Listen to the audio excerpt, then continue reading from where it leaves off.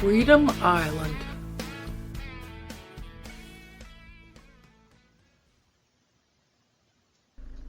You know how a while ago I was talking about how if you're in a spy movie like Mission Impossible or something, you don't never have to do your laundry. It's always done somehow, even though you never go to the laundromat and you don't go to the dry cleaner and nobody comes and washes it for you, and you don't even go and just buy new clothes all the time. Or if you do, we don't see you do that. It's all took care of for you, like the food and going to the bathroom and taking some Maalox because you ate something funny. That never happens to anybody in a spy movie. Another thing that don't never happen in a spy movie is you're trying to do surveillance and people keep telling you you can't park where you're at. But that has happened to me 3 times today already. I'm out in the church van. Evandro is still here. Well, I mean, he's never going to go anywhere, but what I meant was that he's still in the house by himself, and his aunt and his cousin has not come yet to visit.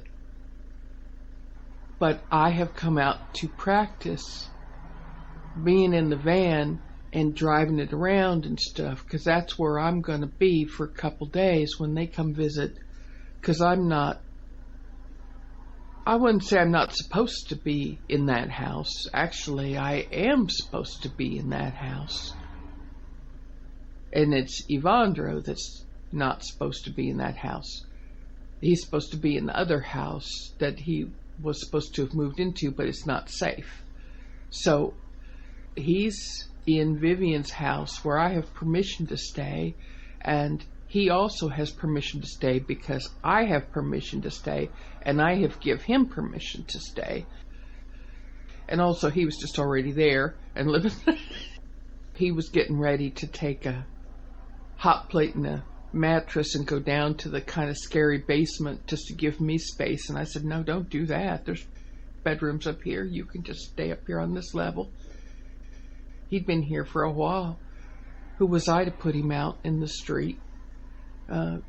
Whether it's Vivian's.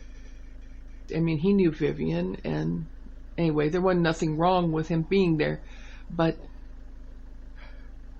how we live is that there's always somebody that's got a strong opinion about how we live, all the poor people and all the people that's got problems. They don't understand we made an arrangement. They get mad at us. Here, let me back that up. They get mad at us because we haven't made no arrangement for our life. So if you don't do nothing and you just are depressed and sad, or you take pills, or you drink, or you just go off in a magical land in your head where there ain't no problems in it, and you just sit on your sofa and watch Wheel of Fortune or nothing, just look at the wall or whatever you do, or you stay in your bed and you never get up, then the people that makes all the choices and the decisions for everybody says you don't have no initiative. You didn't do nothing to try to make your life better. Why didn't you try to make some kind of arrangement? And what they mean is, why didn't you make an arrangement like what they can make, where you can put down first last on an apartment and a deposit to turn your power on and a deposit to put your water on and sign papers and do all that stuff. And we don't have any of that correct stuff. Also, we can't afford to live in an apartment that's usually, maybe it ain't totally up to code, because if it was totally up to code, we couldn't afford to live in it. So we live in a place where there's not anything really wrong with it, but it has not been inspected for so many years, or there's electric wire in the kitchen that would catch the house on fire if you plug the toaster in it. But you don't put the toaster in it because the guy says don't plug nothing in that'll catch the house on fire. We're smarter than we look, so we plug our toaster in somewhere else, and we got a place we can afford to live in. But when it comes to banks and papers and first and last deposit and all that stuff and leases and stuff like that, we don't have none of that. Also, if we have money coming in, like if you're like Yvonne and you don't have your green card yet, and you have to pay the attorney to get the green card, but you can't pay the attorney because you can't work, and you can't work because you don't have the green card, then what you have to do is you have to work jobs where they will pay you in cash money or trade you things like somewhere to live or food or something like that to do that job. So it actually takes a lot of initiative if you're going to live like we do and you make your own arrangements. Then everything is fine until one of the people that likes to yell at people finds you, and then they're shocked. They're absolutely shocked and horrified and mad at you because you went around and showed initiative and made arrangements.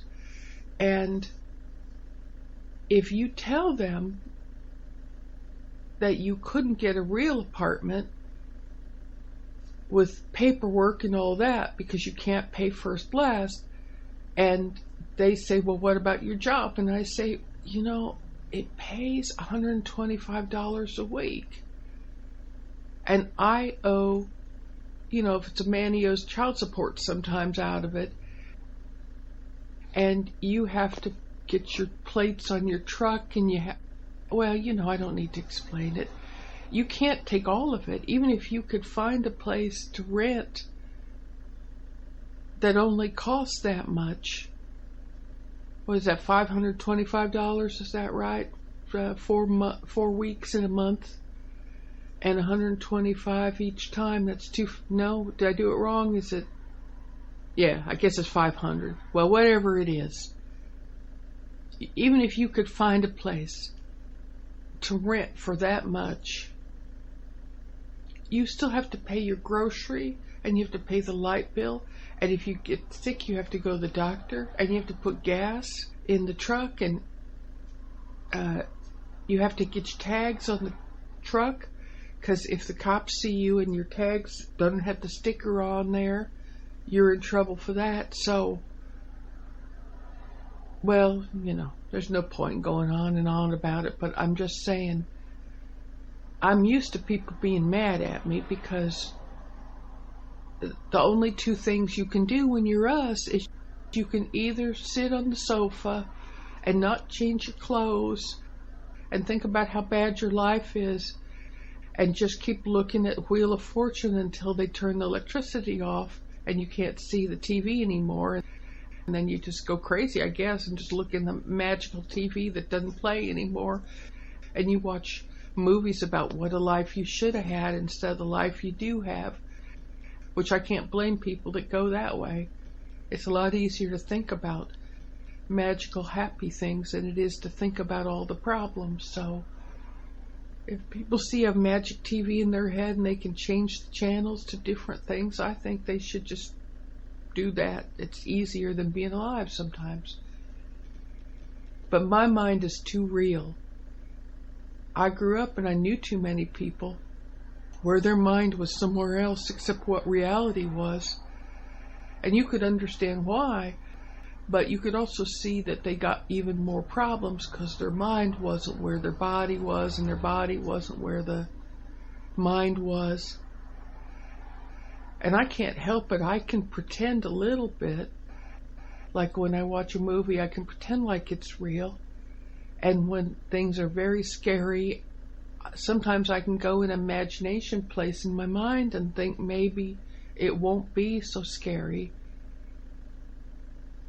But ever since I was a little kid, I knew about how reality was. most of the time. And I felt like a lot of times I was the only one that did say, now, don't drink that beer and then drive. You don't want to do that. You can't just pretend like that letter didn't come in the mail, because it did. Usually after they send you a letter, bad letter like that, somebody comes and they put a lock on something so you can't use it anymore, or they take the car or whatever. You can't pretend like you didn't get that letter. My mind has always been reality oriented, whether I wanted it to be or not. So I didn't sit on the sofa and look at my imaginary TV I made up in my mind and look at pictures on it of how I wish life would be. Most of the time I just looked how it really was, and then I usually picked a poor choice. I know I made poor choices. But it's hard to understand if you're not from here. There ain't any good choices. They get mad at you when they ask you why you didn't pay your rent with $500 for a whole month. Or they get mad at you why you didn't renew your driver's license. Or they get mad at you that you didn't pay your heat bill.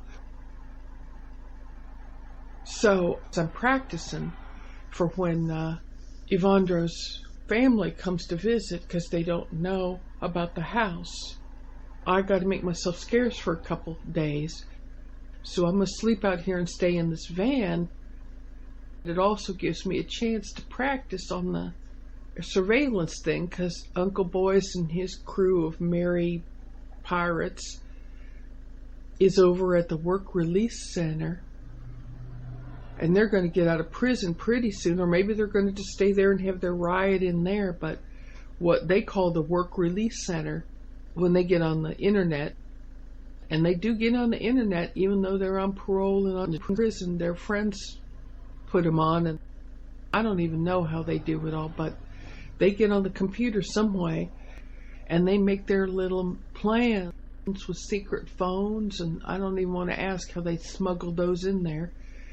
But they got secret phones and everything else in there.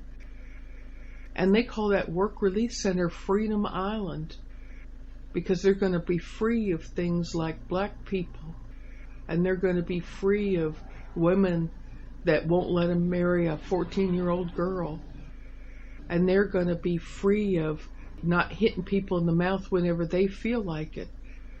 And they're going to be free of being mean to Jewish people, and they're going to be free of like books and understanding anything. And they're going to take all the history books and all the documentaries and all the proof things and the fossils and the things in the museum, and they're going to burn them all up and blow them all up, because what they say is the reality. That's going to be the new reality. And it's going to be what Uncle Boyce says, and his friend says, and his other friend says. What they say it is how it goes. So that's going to be the new freedom. That sounds kind of bad, don't it?